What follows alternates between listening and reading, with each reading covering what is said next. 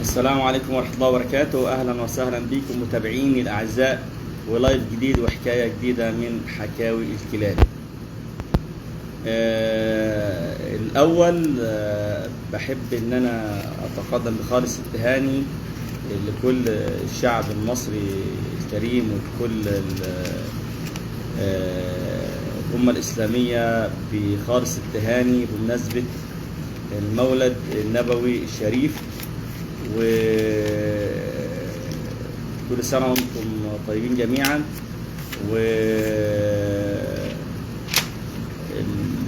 والأصدقاء والأقارب كل سنة وانتم طيبين، وربنا يحفظ بلدنا إن شاء الله.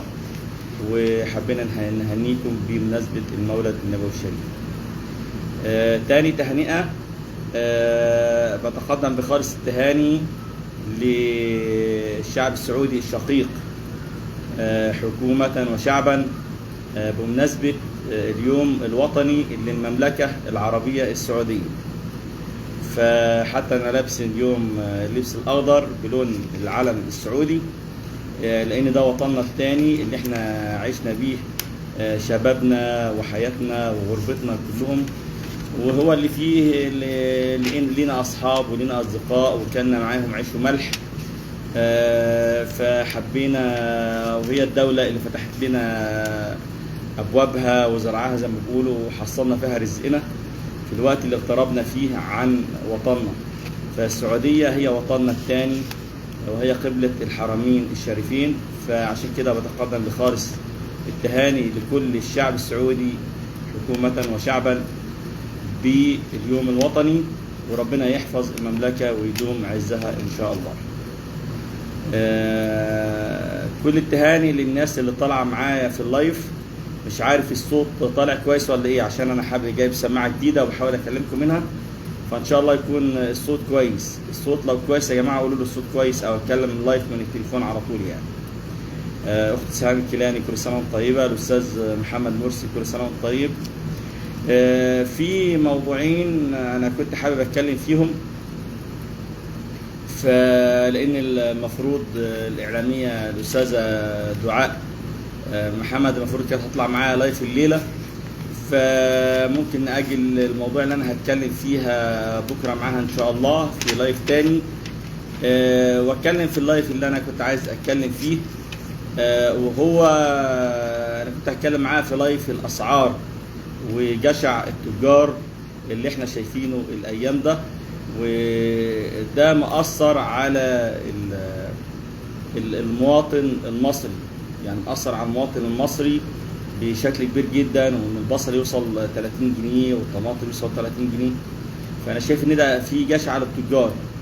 فهخليه في حلقة تكون طالعة الأستاذة دعاء محمد الإعلامية معايا، او لما هي تطلع معايا نتكلم. ففي موضوع تاني يا جماعه انا كنت عايز اتكلم فيه، وهو موضوع مهم جدا، وهو موضوع السياحه. احنا كنا خلال الفتره اللي فاتت. الاول الصوت واضح يا جماعه ولا لا؟ الصوت بتاعي واضح ولا مش واضح؟ لو واضح اكتبوا لي واضح، لو مش واضح قولوا لي وانا الغي السماعه واتكلم من التليفون على طول.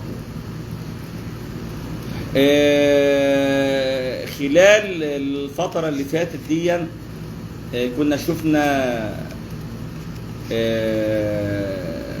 بعض الفيديوهات من دولة تركيا، بيكون في اعتداء على السياح. كان في اعتداء على السياح الكويتيين، وكان في بالضرب، وكان في ضرب لبعض السياح المصريين الشباب اللي كانوا هناك، والكل بيشتكي من سوء تعامل دولة تركيا مع السياح. وانتوا عارفين ان السياحة من اهم مداخيل الدولار في مصر، او من خلال نقول هي من اهم المدخلات، او من نقول مداخيل، هي مداخيل كلمة اصح للدولار في مصر، او هي رافد من الروافد الرئيسية لتوفير العملة الصعبة في مصر. فاحنا الدولة المصرية كانت بتعتمد في السياحة زمان على سياحة الأجداد، السياحة الفرعونية اللي هي المتاحف والآثار والأقصر وأسوان والمتحف المصري، ودي السياحة اللي كانت دايما بتجيلنا السياح من بره. وبعد كده كان في سياحة الشواطئ من خلال شرم الشيخ ومن خلال الغردقة، والسياح الروس والسياح الأوكران خاصة دول كانوا أكبر جاليتين بيجوا أو جنسيتين بيجوا يزوروا مصر ويستمتعوا في فصل الشتاء بالذات، أو دول أوروبا تحديدا كانت بتيجي يعني لشرم الشيخ والغردقة. فبعد ما كان الحرب قامت الحرب الروسية الأوكرانية بقى فيه تقلص في أعداد السياح الروس والأوكران. وقبل كده الجماعات الإرهابية لما كانت بتحب تضرب الدولة المصرية في مقتل وتضرب لها السياحة كانت بتعمل عمليات إرهابية في المنطقة بتاعة الأقصر ومنطقة اللي هي شرم الشيخ والغردقة لما عملوا تفخيخ للطيارة الروسية. واحنا عارفين السياحة تقريبا بتجيب في حدود من 5 ل 6 مليار سنويا. الدولة في توجهاتها الأخيرة بدأت تتوجه للسياحة الصيفية والسياحة العربية، وده من خلال إنشاء مدينة العلمين الجديدة. مدينة العلمين الجديدة يا جماعة دي بتعتمد على السياحة الصيفية اللي هي توفر السياحة العربية، خاصة إن الدول كلها دلوقتي بتحاول تعتمد على السياحة كمورد رئيسي من موارد توفير العملة الصعبة. شفنا السعودية والمهرجان اللي بتعمل في السعودية، شفنا دبي، شفنا عندنا مثلا ان الدول بدأت تعتمد اللي هي الدول البترولية تعتمد على السياحة كمان غير السياحة الدينية. فدي لانها مورد رئيسي وحاجة سهلة غير الصناعة. يعني الصناعة بتاخد وقت، على ما يبقى فيه مداخيل الصناعة. فانا بتكلم ان احنا عايزين بقى احنا يكون احنا عندنا في تنافس غير الدول الخليجية ما بدأت تعمل مهرجانات وسياحة كويسة جدا عندهم. في الدول العربية كانت زي لبنان، احنا عندنا بعض الدول زي تونس، كان تونس بتنافسنا. تونس من الدول اللي انا شفت فيها السياح الاوروبيين كويسين جدا هناك واهتمام بالسياحة. فاحنا عايزين يكون عندنا ثقافة اللي هو الشعب المصري للاستقبال السائح. الحمد لله احنا شفنا في الفترة الأخيرة شكوى الإخوة الكويتة والجماعة السوريين اللي هناك من سوء تعامل دولة زي تركيا مع السياح العرب. فنتمنى أن يكون عندنا برامج ثقافية وعملية وعي للشعب المصري وللمواطن المصري بالتعامل مع السايح. ان السايح ده لنا كلنا، ان السايح ده لما يجيب عملة صعبة هتوفر الدولار لبلدنا.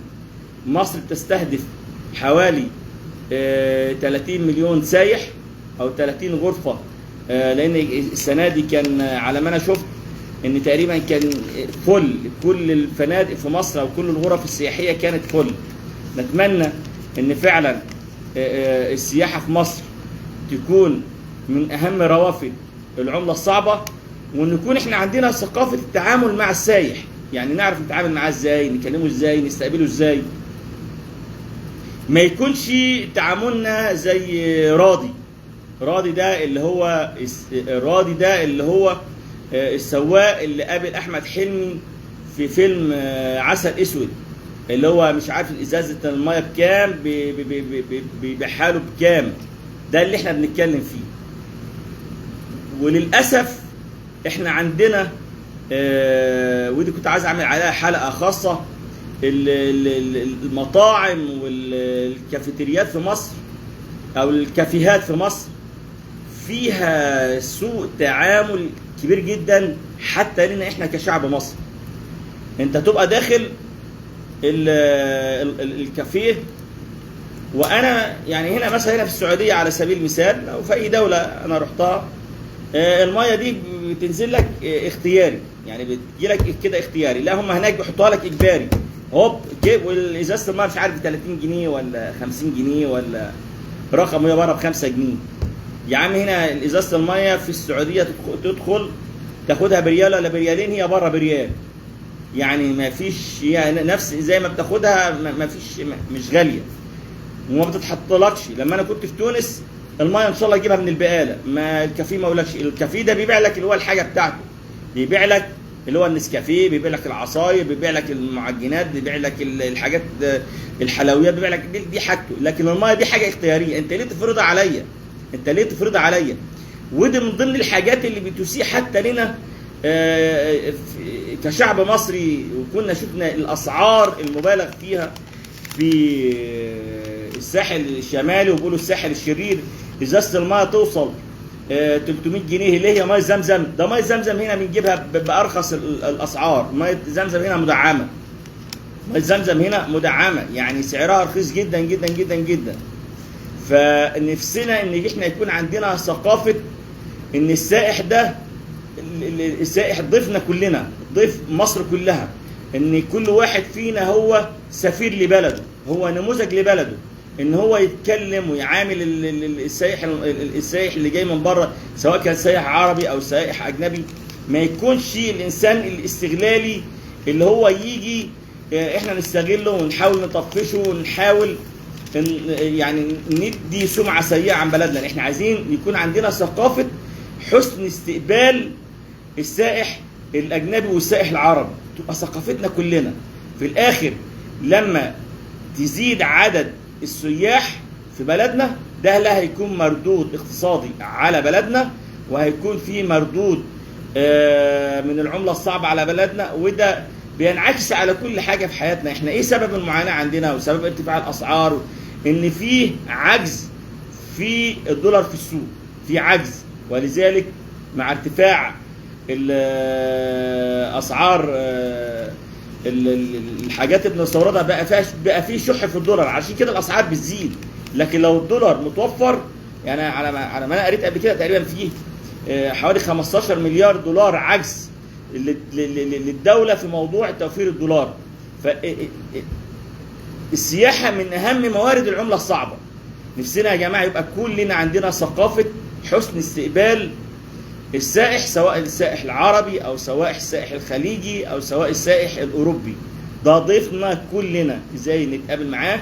والحمد لله احنا شفنا فيديوهات كتيره جدا بتتكلم على حسن استقبال الشعب المصري للضيوف، وده حاجه كويسه جدا. واحنا شفنا حسن استقبال الشعب المصري للاجئين، سواء من السودان او سواء من سوريا او سواء من الدول العربيه. مصر فيها يا جماعه حوالي 9 مليون لاجئ، 9 مليون لاجئ، وفي بعض الارقام تانية بتقول 12 مليون لاجئ، رغم ان دوله زي تونس كلها 12 مليون مواطن. فاللي انا بتكلم ان انت عندك عدد من الناس قد عدد الدوله كامله او عدد من الدول الصغيره. فعشان كده يا جماعه احنا عايزين يكون ان شاء الله عندنا خاصه مع شبكه الطرق اللي بتتعمل، مع القطارات اللي بتتعمل، مع ان السائح يقدر يروح من شرم الشيخ لمطروح مش عارف شبكه الطرق كويسه جدا، يقدر يروح بسرعه جدا. ونتمنى ان يحصل طفره في السياحه المصريه، ويبقى كلنا عندنا الوعي ده. نتمنى ان يكون في البرامج التوعويه، سواء في الاعلام، سواء في الجرايد، سواء في اللي هي القنوات المسموعه والمرئيه، يكون في دايما برامج توعيه للمواطن المصري بحسن استقبال السائح العربي والسائح الخليجي والسائح الاجنبي، وازاي ان ده ضيف لمصر كلها، وده ينعكس على زياده عدد السياح. وانتوا عارفين النهارده من خلال السوشيال ميديا، من خلال ان كل واحد بقى ماسك تليفونه، بقى كل مواطن هو بيطلع يتكلم عن تجربته في الدوله اللي زارها. وفي ناس كتيره جدا بيكونوا لهم متابعين على السوشيال ميديا، بالملايين وفي بعض بالالاف، وفي يعني كل واحد بيقول على تجربته الشخصيه من خلال زيارته للبلد اللي زارها. فنتمنى يا جماعه ان احنا نكون كلنا سفراء لبلادنا، وان احنا نحسن استقبال السياح لبلدنا، وده ينعكس ان شاء الله على زياده اعداد السائحين في بلدنا ان شاء الله، وزياده العمله الصعبه لبلدنا مصر، وربنا يحفظ بلدنا. وشكرا لكل الناس اللي تابعتني في اللايف ده. شكرا للاستاذ احمد ناصر القناوي والمهندس عبد الجواد عباس والاستاذ فهمي والحاجه سهام الكيلاني وكل اللي تابعوني في اللايف. وان شاء الله اللايف اللي جاي هتكون معايا الاستاذه الاعلاميه دعاء محمد، ونتكلم على موضوع جشع التجار وارتفاع الاسعار اللي في مصر واسبابه وايه علاجه. ونشوفكم على خير، والى اللقاء ولايف جديد وحكايه جديده من حكاوي الكيلاني في رعايه الله.